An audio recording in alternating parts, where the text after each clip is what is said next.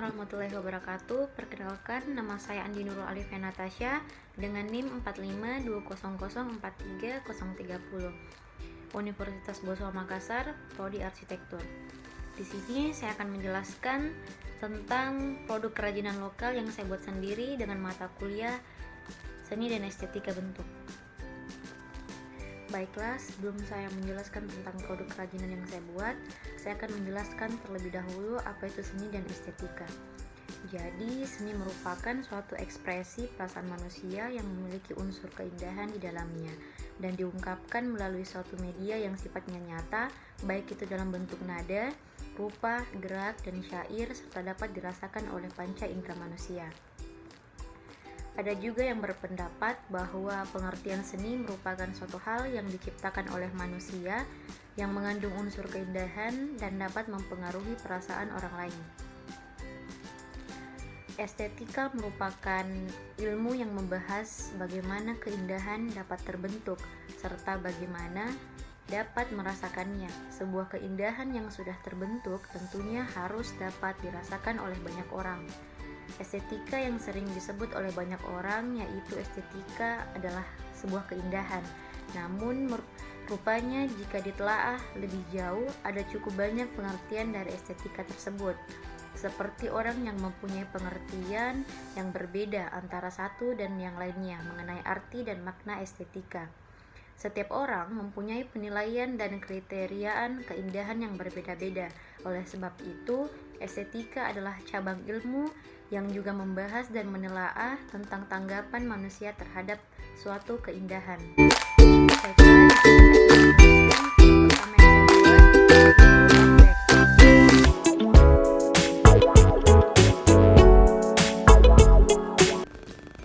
Nah, pada tote bag yang saya buat ini, bahan yang saya gunakan dalam pembuatan tote bag yaitu kain katun, di mana kain katun memiliki serat yang nyaman dan juga nyaman saat dipakai.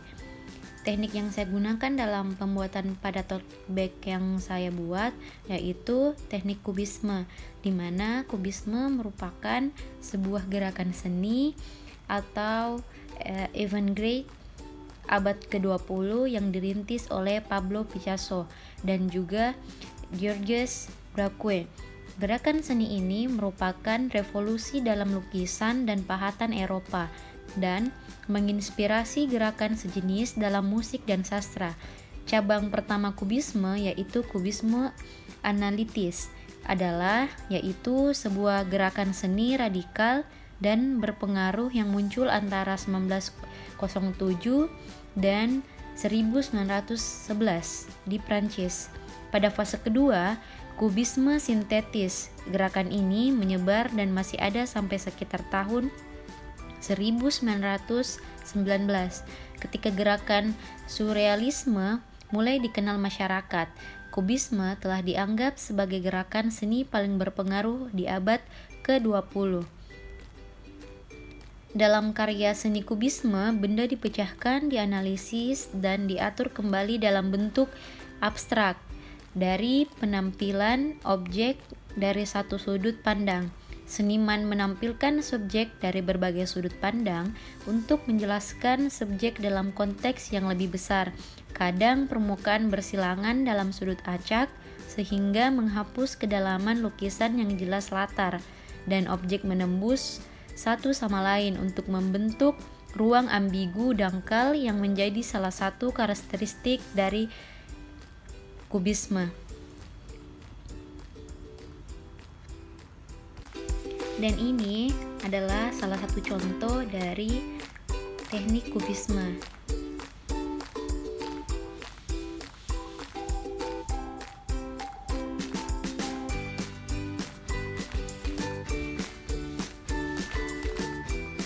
Untuk tote bag yang saya buat ini, saya melukis dengan menggunakan cat air dengan menggambar lukisan kaktus, di mana saya mengambil gambar kaktus karena memberi kesan yang lucu dan menarik yang sangat cocok untuk kaum remaja maupun anak-anak.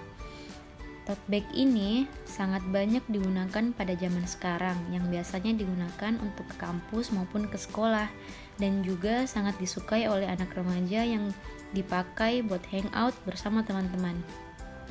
Harga dengan satu tote bag ini sangat pas di dompet para remaja, sekitar harga 45.000 saja. Nah, selanjutnya kita ke produk kedua, yaitu makrame hiasan dinding.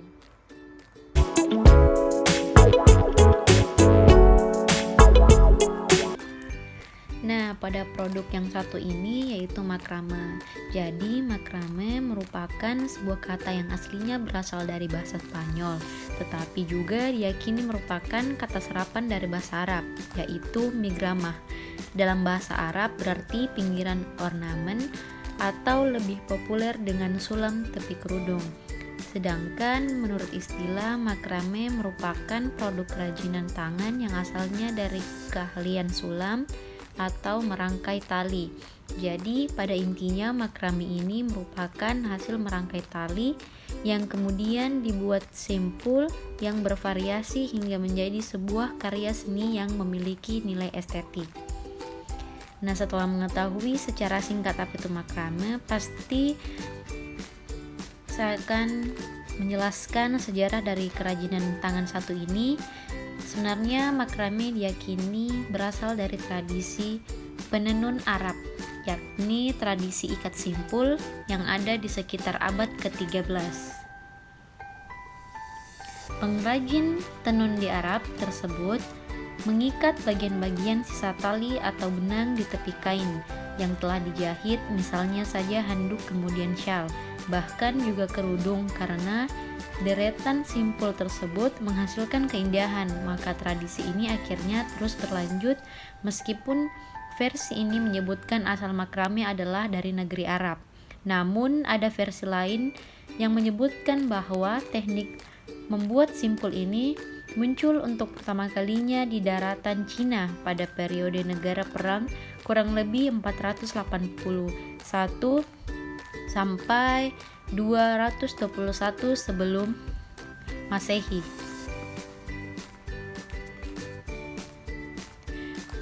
Meskipun demikian, yang menyebarkan teknik makrame ini di benua Eropa adalah penduduk Arab. Mereka melakukan penjelajahan ke semua benua, mulai dari daerah Timur Tengah yang kering hingga ke kawasan yang dekat dengan Asia dan juga Afrika. Nah, alat dan bahan yang dibutuhkan untuk membuat makrame yaitu ada tali makrame dengan ketebalan 3-6 mm. Jenis tali ada banyak, mulai dari tali yang terbuat dari kapas, kemudian tali rami, dan juga tali yang terbuat dari bahan sintetis. Dan pada produk saya ini saya menggunakan tali rami. Nah, bahan selanjutnya yaitu ada batang kayu, cabang pohon, cincin rotan, dan ataupun gunting. Perlu diketahui bahwa terdapat beberapa istilah yang digunakan untuk membedakan tali makrame. Istilah ini perlu diketahui untuk mempermudah Anda untuk memproses pembuatan berikut ini. Yang pertama yaitu ada tali utama. Tali utama itu merupakan tali inti yang berfungsi guna membuat simpul yang sebenarnya. Yang kedua yaitu ada tali pengisi. Dengan tali ini yaitu bisa disebut sebagai tali atau set tali yang berfungsi sebagai pengikat simpul. Yang ketiga yaitu senit, di mana sekumpulan simpul yang akan dikerjakan secara terus-menerus ataupun berulang-ulang. Nah, selanjutnya adalah macam-macam simpul dalam makrame. Yang pertama yaitu ada simpul kepala burung, di mana kita gunakan ini pada produk saya yaitu pada awal pembuatan. Pada batang kayu digunakan pada simpul ini. Simpul pertama ini disebut dengan head, yang dibuat dengan cara mengikat tali ke alat bantu seperti kayu ataupun mungkin juga tali tambang. Cara membuatnya dimulai dengan melipat tali menjadi 2 bagian, kemudian buat rongga atau loop di atas batang kayu atau alat bantu yang digunakan. Setelah itu, masukkan tali pada rongga atau loop dari bagian belakang. Kemudian, tarik kedua ujung talinya melalui rongga tersebut yang bertujuan untuk mengencangkannya. Yang kedua yaitu ada simpul kepala burung terbalik. Nah, simpul ini biasanya juga digunakan untuk simpul awal. Kebalikannya dari simpul pertama, yaitu simpul kedua ini dibuat hampir sama dengan cara yang pertama, namun dengan cara terbaik. Jadi nantinya tonjolan yang seharusnya berada di bagian depan akan berubah posisi menjadi di belakang.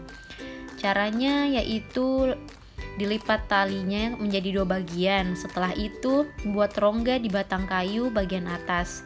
Jika sudah masukkan tali makrame pada rongga yang telah kami buat dari arah depan, selanjutnya tarik kedua ujung tali untuk mengencangkannya melalui rongga atau loop tadi. Nah, selesai untuk simpul yang kedua. Sekarang kita yang ketiga, yaitu simpul spiral. Nah, pada simpul ini, saya menggunakan simpul ini pada kerajinan saya. Yang bisa dilihat pada produk saya, yaitu di urutan simpul ketiga ini, yaitu simpul spiral, yang cara membuatnya dimulai dengan merangkai setengah simpul secara spiral.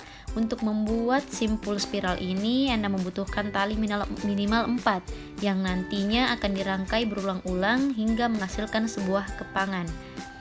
Nah, yang keempat yaitu simpul clove.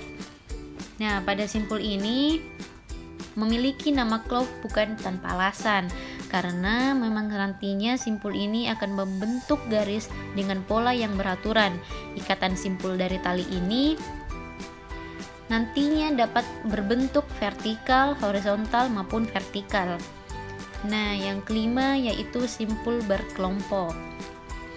Simpul berkelompok ini adalah simpul terakhir. Simpul ini bernama simpul berkelompok atau juga populer disebut dengan nama wrapping knot, di mana simpul ini merupakan simpul atau variasi temali yang akan menyatukan semua tali. Nah, jenis simpul ini berkelompok ini biasanya akan digunakan ketika membuat makrame gantungan tanaman.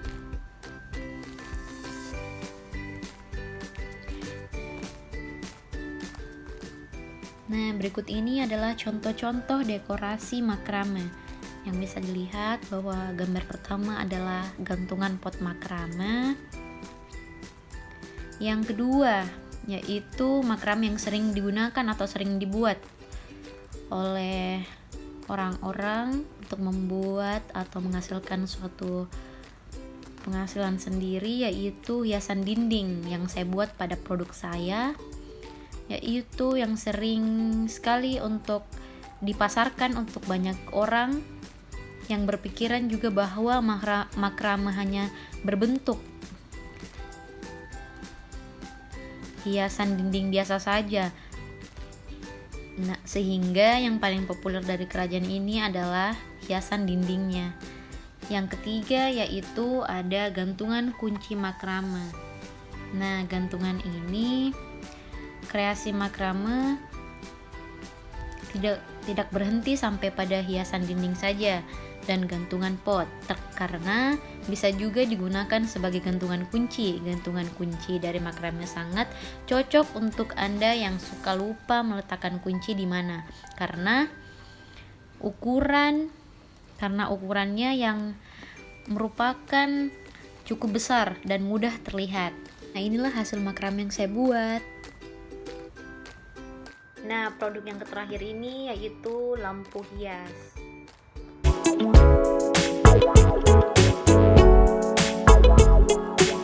Nah, yang terakhir ini adalah produk kerajinan yang saya buat, yaitu lampu tidur. Dimana lampu tidur ini merupakan sebenarnya hal yang sangat penting bagi kesehatan manusia juga, karena mata merupakan salah satu pusat keseimbangan tubuh yang sangat penting. Dan oleh sebab itu, kita harus bisa menjaga mata kita agar tetap sehat dan indah. Namun sayangnya tidak banyak orang tahu mengenai bagaimana cara menjaga kesehatan mata sendiri. Padahal kita bisa melakukannya dari hal yang terkecil. Misalnya saja ketika tidur. Mungkin tidak banyak orang tahu jika mematikan lampu saat tidur bisa menjaga kesehatan mata. Dengan mematikan lampu saat akan tidur, maka otomatis mata juga akan beristirahat. Mata akan lebih tenang dan maksimal istirahatnya di malam hari ketika lampu dimatikan. Oleh karena itu, kita harus bisa terbiasa untuk mematikan lampu atau menggunakan lampu tidur. Maka dari itu, lampu tidur sangat berfungsi dan sangat digunakan saat dalam kamar oleh manusia. Nah, bentuk dari produk saya ini yaitu lampu tidur, yaitu membentuk prisma dan juga kubus yang saya gabungkan menjadi suatu kerajinan yang sangat estetik untuk dipasarkan dan bisa digunakan untuk tahu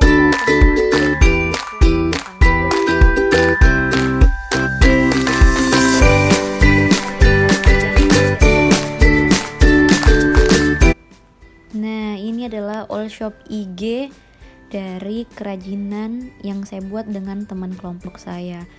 Jika kalian mau order, bisa langsung DM.